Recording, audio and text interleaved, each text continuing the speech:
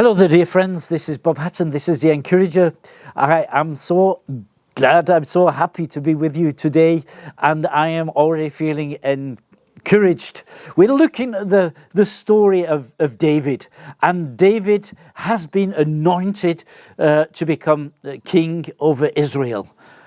And that was a great day. You know, sometimes we have in our churches, we have great moments where we feel that God has met with us, or we have met with God, and God's presence has come down, and God has spoken to us, and it looks like the whole world is going to change. But then comes the next day, and it seems like everything is just normal, and it just continues. And I'm sure this was how it was in the house of David, the house of Jesse.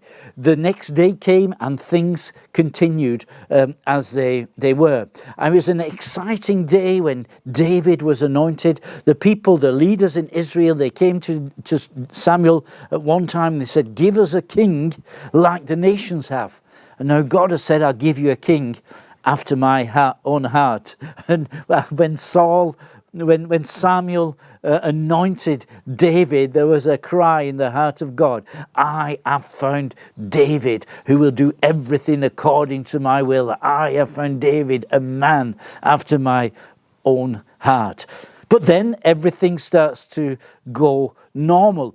The Philistines start to be a nuisance again, and Saul has to go and fight them. And he mobilizes his army, and some of the sons of Jesse, they have to go and fight against the Philistines. So they called up and they go to be soldiers. They join Saul, and on the front line, they're on one side of a valley, and on the other side of the valley, the Philistines amassed.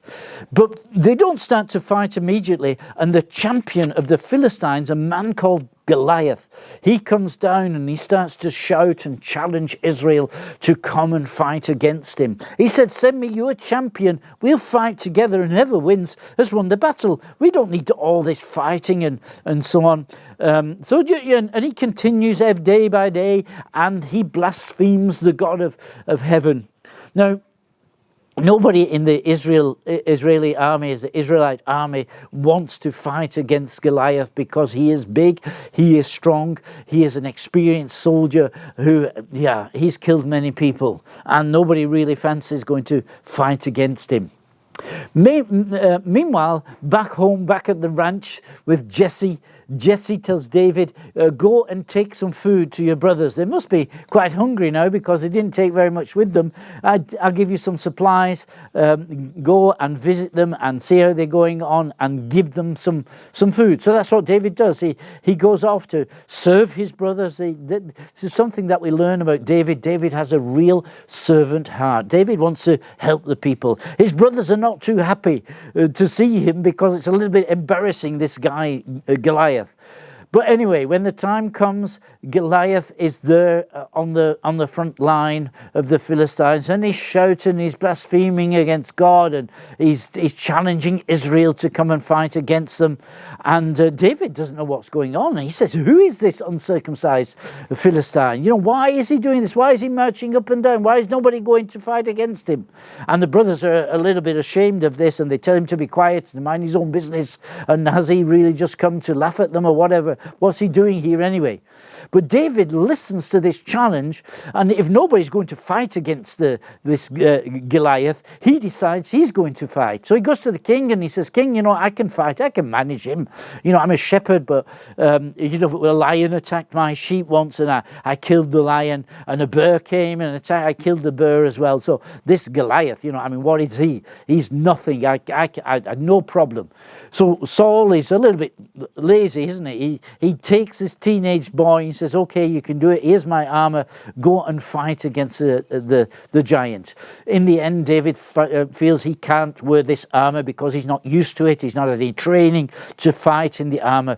But he's got a weapon, and his weapon is his sling. So he goes down to the brook, and he gets 5 smooth stones. He chooses them very carefully, and he goes to fight against the Philistine. And now the Philistine is upset. He feels this is a great This is a great embarrassment, sending this boy. And he says to him, he says, am I a dog that you come against me with a stick and a sling? And so they exchange the niceties, and David says, you're coming with me with sword and scimitar and shield and spear, but I'm coming to you in the name of the Lord God Almighty. And Goliath thinks that's a joke, and he says, I'm going to hang your flesh on the washing line so that the birds of the air can come and eat it. So they go towards one another, and before Goliath gets anywhere near striking distance, David has got a stone in his sling. He shoots a sling at Goliath. It hits him on his forehead. I probably doesn't kill him, but it knocks him down. He's maybe unconscious, I don't know. But David runs over to him. He takes his sword and he cuts off his head. Very, very dramatic story, as I'm sure most of you probably heard it before. I don't want to really to emphasize this fight, but it was an incident that caused David to come to prominence. He is now known by the king. He is invited into the king's house because the king said, whoever kills Goliath can have my daughter in marriage. So David is now going to become the king's son-in-law. He's right up there at the front. Now just let's have a look at what God is doing here. The day before, he was a shepherd. He was roaming around the hills of Bethlehem looking after the sheep. The next day, he's a prospective king's son-in-law. He's joining the royal family. He's going to be somebody very special in the house of Israel. You see what God has done from one day off the next day. He's brought David to prominence. But wait a minute, before David can become king, and I tell you there's a number of years will pass before he actually becomes king.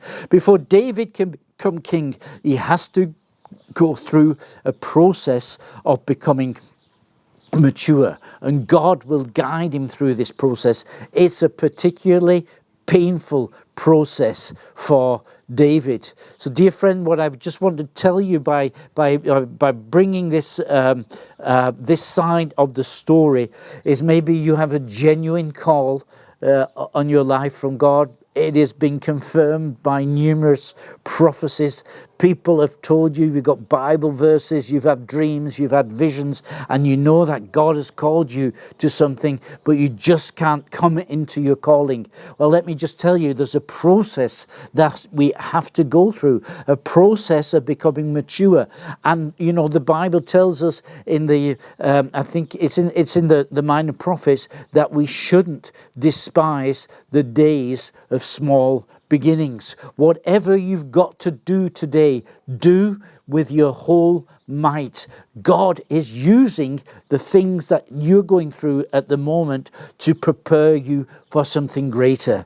Don't be discouraged, but know that God's hand is upon you. Just see was upon David, the man after his own heart. And David's got a number of things to learn which will prepare him later to be able to be the greatest king that Israel has ever had. With that, I'll leave you. I hope you have a good day today, and of course, God bless you during this week. See you again tomorrow. You're Bob Hatton, your encourager.